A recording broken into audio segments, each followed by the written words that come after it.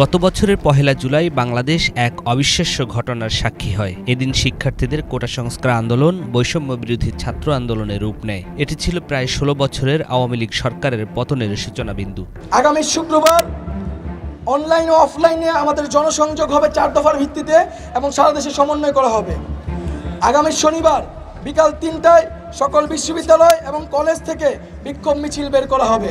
জুলাইয়ের প্রথম দিন ঢাবির রাজু ভাস্কর্যে সমাবেশ থেকে ৪ জুলাই পর্যন্ত দেশের সব বিশ্ববিদ্যালয় এবং কলেজে শ্রেণীকক্ষে পাঠদান ও পরীক্ষা বর্জনের পাশাপাশি ৩ দিনের কর্মসূচি ঘোষণা করা হয়। ৫ জুলাই শাহবাগ থেকে আসে ধর্মঘটের ঘোষণা। ৬ জুলাই থেকে শুরু হয় সড়ক মহাসড়ক অবরোধ। ৭ জুলাই শিক্ষার্থীদের অভিনব বাংলা ব্লকেড কর্মসূচিতে ঢাকা পুরোপুরি স্থবির হয়ে পড়ে।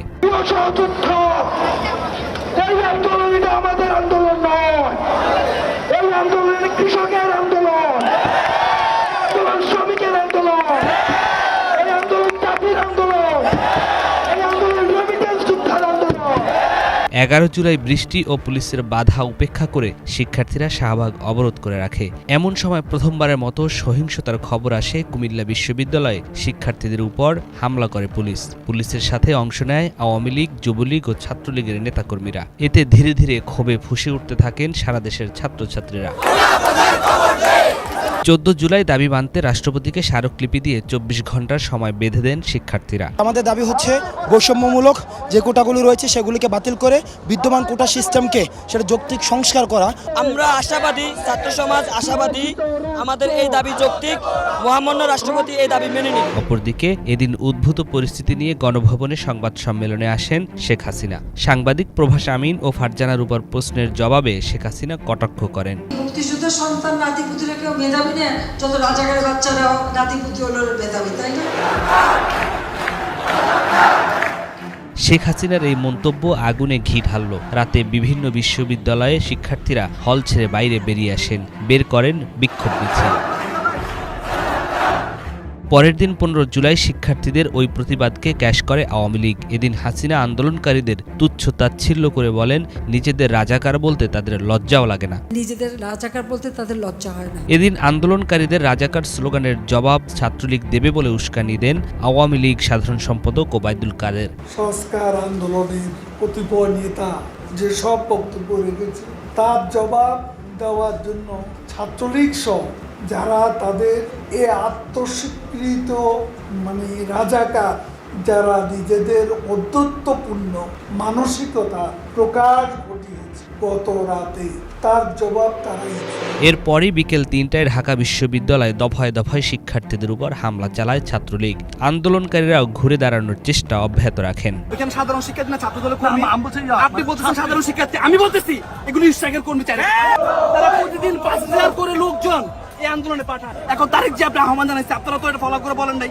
তারিখ যে আহ্বান জানাইলে কি ছাত্রদলের নেতাকর্মী আসবে না? ছাত্রলীগের হামলার প্রতিবাদে ১৬ জুলাই বিক্ষোভ সমাবেশ কর্মসূচিতে রংপুরে পুলিশের গুলিতে গুলিবিদ্ধ হন নিরস্ত্র আবু সাঈদ। লুটিয়ে পড়েন মাটিতে। খবর ছড়িয়ে পড়ে আবু সাঈদ শহীদ হয়েছেন। আন্দোলন মোড় নেয় চূড়ান্ত সংঘাতে।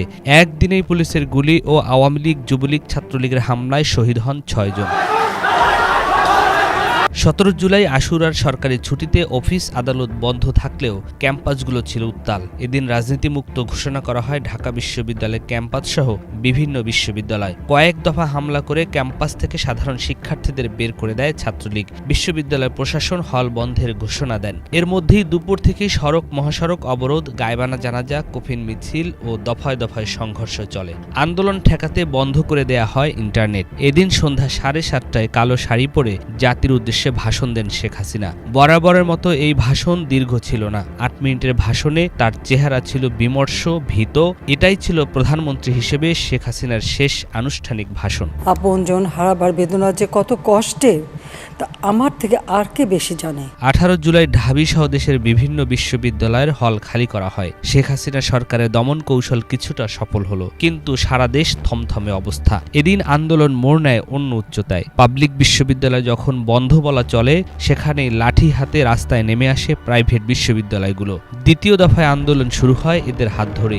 যুক্ত হতে থাকে বিভিন্ন শ্রেণী পেশার মানুষ। ঢাকার বাড্ডা, যাত্রাবাড়ী সহ দেশের ৪৭ জেলায় তীব্র আন্দোলন হয়। বাড়তে থাকে নিহতের সংখ্যা। প্রাথমিকভাবে ২৮ জনের মৃত্যুর খবর পাওয়া যায় এদিন। সন্ধ্যায় ছাত্রদের ঘোষণা আসে দেশ জুড়ে কমপ্লিট শাটডাউন বা সর্বাত্মক অবরোধ কর্মসূচি। ১৯ জুলাই ঢাকায় ব্যাপক সংঘর্ষ, হামলা, ভাঙচুর, গুলি, অগ্নিসংযোগ ও প্রাণহানির ঘটনা ঘটে। এদিন ৭৫ জনের মৃত্যুর খবর পাওয়া যায়। যাত্রাবাড়ি, শনির আখড়া এলাকা হয়ে ওঠে উত্তাল রণক্ষেত্র। রাত ৯:৩০টার দিকে ঘোষণা আসে শেখ হাসিনার ক্ষমা চাওয়া সহ ৯ দফা কর্মসূচি। কুল কিনারা না পেয়ে আইনমন্ত্রী আনিসুল হককে দায়িত্ব দেন ছাত্রদের সাথে কথা বলতে। আলোচনা শেষে ৯ দফা কমে হয় ৮ দফা। ওই দিন রাতেই ১৪ দলীয় জোটের নেতাদের সাথে বৈঠক শেষে জারি করা হয় কারফিউ, মোতায়েন করা হয় সেনাবাহিনী। এ রাতেই ডিবি তুলে নেন সমন্বয়ক নাহিদ ইসলাম, আসিফ মাহমুদ, সজীব ভুইয়া, বাকের মজুমদারকে। সারা দেশে পুরোপুরি বন্ধ করে দেয়া হয় ব্রডব্যান্ড কানেকশন। ২০ জুলাই কারফিউ ও সেনা মোতায়েন করেও পরিস্থিতি শান্ত করা যায়নি। যাত্রাবাড়ি, উত্তরা, বাড্ডা, মিরপুর ও মোহাম্মদপুরে চলে তুমুল সংঘর্ষ। ঢাকার বাইরেও চলে একই অবস্থা। ২০ জুলাই নাহিদ ইসলামকে চোখ বাঁধা অবস্থায় নির্যাতনের পর ফেলে যাওয়া হয়। যৌথ বিবৃতিতে কমপ্লিট শাটডাউন জোরদার করার আহ্বান জানায় আন্দোলনকারীরা। ২২ জুলাই আন্দোলন কিছুটা শান্ত হয়, যাত্রাবাড়িও শান্ত হয়। ব্লক রেইডের মাধ্যমে চলতে থাকে পুলিশি অভিযান। ১৭ তারিখ থেকে ২২ জুলাই পর্যন্ত গ্রেফতারের সংখ্যা ২০০০ ছাড়িয়ে যায়। শুধু ছাত্রদেরই গ্রেপ্তার করা হয়নি, বিএনপি, জামাত সহ বিরোধী দলের নেতাকর্মীদেরও গ্রেপ্তার করা হয়। এদিন ব্যবসায়ীদের সাথে বৈঠকে শেখ হাসিনা কঠিন বার্তা দেন।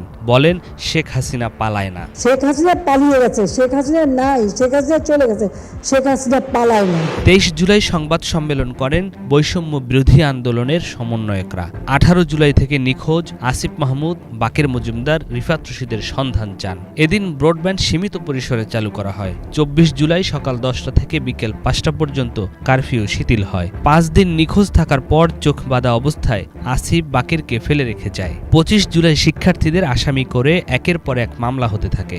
একই সাথে চলে গ্রেপ্তার। আবার হাসপাতালে কাতরাচ্ছে আহতরা, কেউ কেউ মারা যাচ্ছে। শেখ হাসিনা মেট্রো পরিদর্শনে গিয়ে কান্নায় ভেঙে পড়েন। তার এই কান্না ব্যাপক সমালোচনার জন্ম দেয়। এদিকে মন্ত্রীরাও নানা রকম হুমকি, হুঁশিয়ারি দিতে শুরু করেন। আজকে মেট্রো রেল বন্ধ, কারণ এই স্টেশন যেভাবে ধ্বংস হয়েছে এটা সম্পূর্ণ ডিজিটাল সিস্টেম, ইলেকট্রনিক সিস্টেম, সম্পূর্ণ মডার্ন।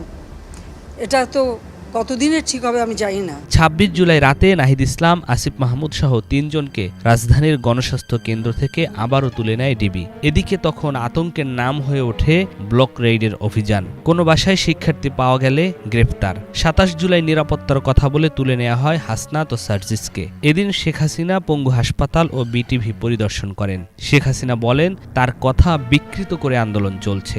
১০ দিন বন্ধ থাকার পর ২৮ জুলাই সচল হয় মোবাইল ইন্টারনেট। এদিন সমন্বয়ক নুসরাত তাবাসসুমকে নেওয়া হয় ডিবি হেফাজতে। পুলিশি হেফাজতে থাকা অবস্থায় জোর করে নাহিদদের থেকে আন্দোলন প্রত্যাহারের ভিডিও বার্তা রেকর্ড করে গণমাধ্যমে পাঠানো হয়। এই কারসাজির নেপথ্যে ছিলেন পুলিশ কর্মকর্তা হারুনুর রশিদ। কিন্তু হান্নান মাসুদ, মাহিন সরকার, রিফাত রশিদ আবারও বিক্ষোভ ও প্রতিবাদ সমাবেশের ঘোষণা দেন। ২৯ জুলাই আবারও রাজপথে নামে শিক্ষার্থীরা। ছড়িয়ে পড়ে জেলায় জেলায় বিক্ষোভ। আবারও ১৪ দলের বৈঠক ডাকেন শেখ হাসিনা। গোয়েন্দা তথ্যের ভিত্তিতে আন্দোলনের নেপথ্য শক্তি হিসেবে ছাত্রদের পাশাপাশি বিএনপি, জামাতের নাম আসে। ফলশ্রুতিতে নিষিদ্ধের সিদ্ধান্ত হয় জামাত শিবিরকে। ৩০ জুলাই হাসিনা সরকার একদিনের শোক ঘোষণা করে কালো ব্যাজ ধারণের আহ্বান জানায়। অপরদিকে আন্দোলনকারীরা মুখে লাল কাপড় ও ফেসবুক প্রোফাইল লাল করার ঘোষণা দেন। এখানে পরিষ্কার হয়ে যায় দেশের বেশিরভাগ মানুষ কোন পক্ষে। ৩১ জুলাই মার্চ ফর জাস্টিস নামে পদযাত্রা কর্মসূচি পালন করেন শিক্ষার্থীরা। এদিন পুলিশ আবারও চড়াও হয় শিক্ষার্থীদের উপর। সন্ধ্যায় ঘোষণা আসে রিমেম্বারিং আওয়ার হিরোজ নামে নতুন কর্মসূচি। ১ আগস্ট ব্যাপক সমালোচনার মুখে ও ৩২ ঘণ্টা অনশনের পর ৬ সমন্বয়ককে ছেড়ে দেয় ডিবি পুলিশ। এদিন সন্ত্রাস দমন আইনে জামাত ইসলামী ও ছাত্র শিবিরকে নিষিদ্ধ করা হয়। ২ আগস্ট গণহত্যা ও নিপীড়ন বিরোধী শিল্পী সমাজ বিক্ষোভ করেন। সন্ধ্যায় সর্বাত্মক অসহযোগ আন্দোলনের ডাক দেন বৈষম্য বিরোধী ছাত্র আন্দোলনের নেতারা। 3 আগস্ট ঢাকাসহ সারা দেশে সড়কে আবারও নেমে আসে ছাত্র জনতা। বিভিন্ন স্থানে আন্দোলনকারীদের সাথে পুলিশ, আওয়ামী লীগ, যুবলীগ, ছাত্রলীগের নেতাকর্মীদের ব্যাপক সংঘর্ষ হয়। রাত 3টায় শহীদ মিনারে সমাবেশের ঘোষণা আসে। দুপুর থেকে সেখানে জড়ো হতে থাকেন ছাত্র জনতা ও অভিভাবক, শিক্ষক, পেশাজীবী, সাংবাদিক, রাজনীতিবিদ, সংস্কৃতি কর্মী সহ নানা শ্রেণী পেশার মানুষ। এই সমাবেশে নাহিদ সহ প্রথম সারির সমন্বয়করা যোগ দেন। সমাবেশে শেখ হাসিনা এবং তার মন্ত্রিসভার পদত্যাগের এক দফা দাবি ঘোষণা করেন নাহিদ ইসলাম। সারা দেশে অসহযোগ আন্দোলনের কর্মসূচি ঘোষণা করা হয়। সরকারের আলোচনার প্রস্তাব প্রত্যাখ্যান করেন বৈষম্য বিরোধী ছাত্র আন্দোলনের নেতারা। সরকার পতনের ডাক আসায় 4 আগস্ট মরিয়া হয়ে মাঠে নামে সরকারের সকল বাহিনী ও শেখ হাসিনার দলের লোকেরা। অসহযোগ আন্দোলন ঘিরে এদিন 98 জন নিহত হন। আবারও বন্ধ করে দেয়া হয় মোবাইল ইন্টারনেট।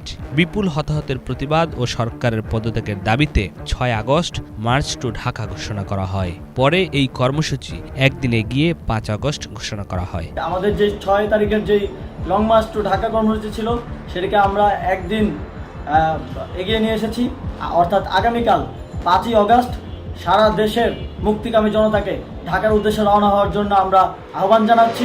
5 আগস্ট সারা দেশে কারফিউ চলছে, থমথমে পরিস্থিতি। এর মধ্যে দুপুরে কারফিউ ভেঙে জনতার ঢল গাজীপুর থেকে ঢাকায় প্রবেশ করেন। শেখ হাসিনা 2:30 পদত্যাগ করে হেলিকপ্টারে দেশ ছেড়ে পালিয়ে ভারতে আশ্রয় নেন। অবসান ঘটে প্রায় 16 বছরের ন্যায়হীনতার। আর এদিকে পুরো রাজধানী বিজয় উল্লাসে মেতে ওঠেন। হানা দেন গণভবনে। জনতা নিয়ে যায় শেখ হাসিনার হাঁস, মুরগি, পুকুরের বড় বড় মাছ এবং আসবাবপত্র। বাংলাদেশের ইতিহাসে 5 আগস্ট ইতিহাসের এক অন্য মাত্রা যোগ করেছে। যতদিন বাংলাদেশ থাকবে ততদিন স্বৈরাচারের বিরুদ্ধে জনতার ক্ষোভের উদাহরণ হয়ে থাকবে 36 জুলাই। এই 36 জুলাই হয়ে রইল বাংলাদেশের ইতিহাসের অন্যতম তাৎপর্যপূর্ণ দিন। নিয়াজ মাখদুম, বাংলা ভিশন, ঢাকা।